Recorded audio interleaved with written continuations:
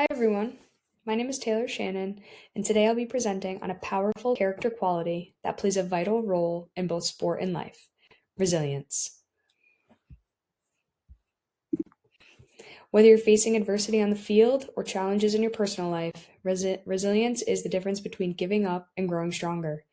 It's not just about surviving hard times, it's about how we respond, recover, and keep moving forward.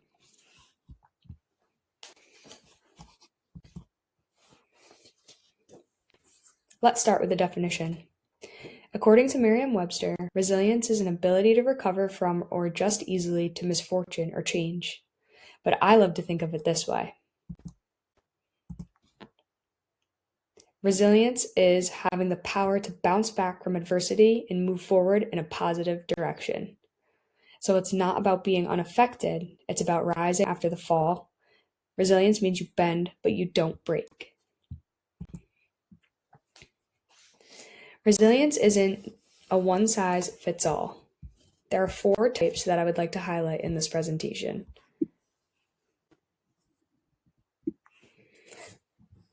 The first type is physical resilience. This is the body's ability to recover from physical challenges like fatigue, injuries, or illness. For athletes, this is about stamina, strength, and recovery. The next type I would like to highlight is mental resilience. This is our cognitive flexibility and how well we handle uncertainty, solve problems, and maintain a growth mindset. The third is emotional resilience. This involves awareness and regulation. It's our ability to face stress or crises with calmness, to ask for support, and to use healthy coping strategies.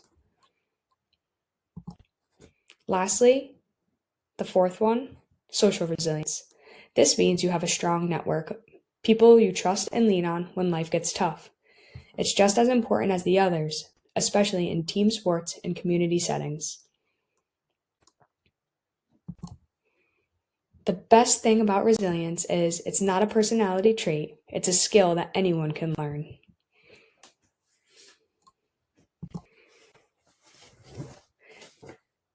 The next thing I'd like to discuss is spiritual resilience and include that it's another powerful layer.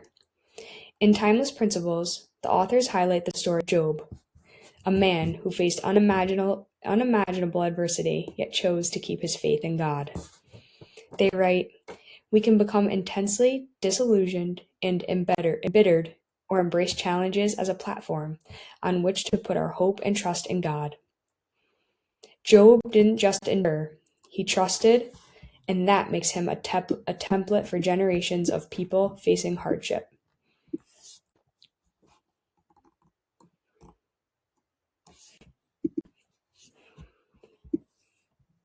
Next, I would like to highlight real-life examples of the types of resiliency we just discussed.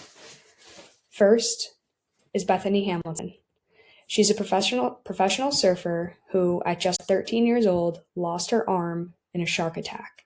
She was back on her surfboard and in the water just a month later. 2 years later, she then went on to win a national championship.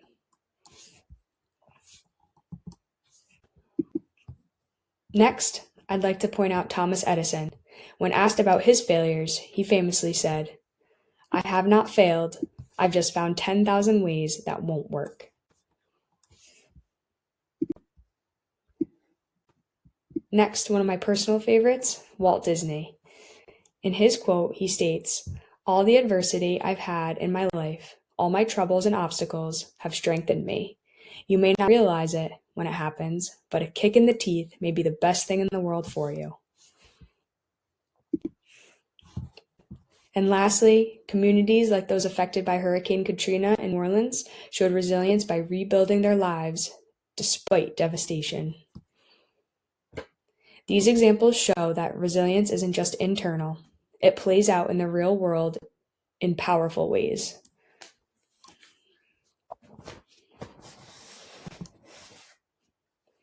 So how do we build resilience in sports?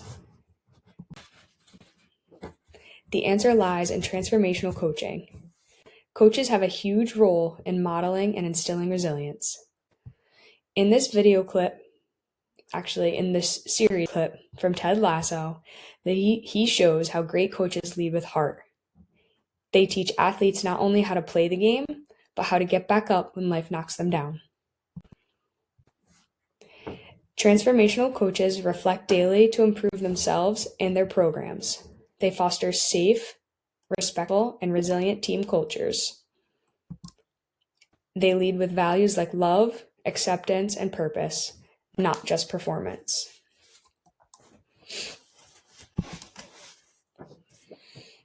Participation in sports is a powerful training ground for resilience. Athletes learn mental toughness, how to handle setbacks, and how to keep going when things get hard. In other words, they learn to fall and to get back up stronger. One of my favorite quotes by Nelson Mandela says, "Do not judge me by my successes. Judge me by how many times I fell down and got back up again."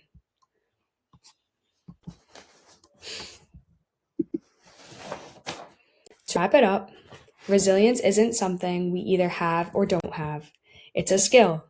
It's something we can practice, develop, and pass on. Through effective coaching, strong support systems, and a growth mindset, athletes and all of us can become more resilient. So the next time life throws you a curveball, remember, it's not the fall that defines you, but the bounce. Thank you.